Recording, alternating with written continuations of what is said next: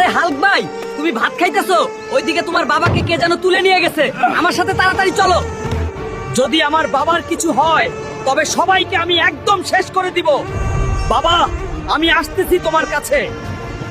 আরে জমিদার সাহেব, আপনি আমার বাবাকে আটক করেছেন কেন? তাকে আপনি ছেড়ে দিন।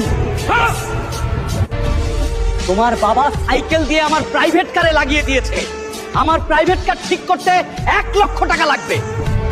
তোমার বাবাকে এখান থেকে নিতে হলে 1,00,000 টাকা জরিমানা দেওয়া লাগবে, না হলে দিব না। বাবা হাল্ক, আমি দেখিনি।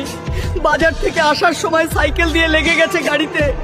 আমাকে এখানে থেকে নিয়ে যা। ঠিক আছে জমিদার সাহেব, আমি 1,00,000 টাকা নিয়ে আসতেছি।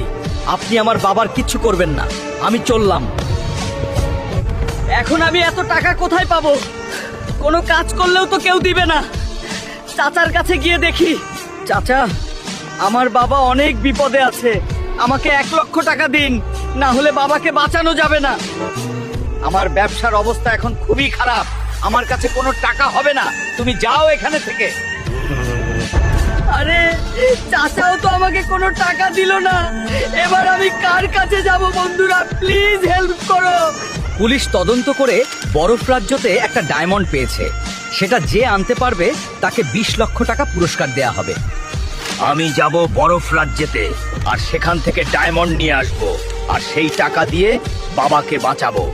কি মনে হয় বন্ধুরা, আমি কি পারবো সবাই হারিয়ে ডায়মন্ডটা আনতে আর বাবাকে বাঁচাতে?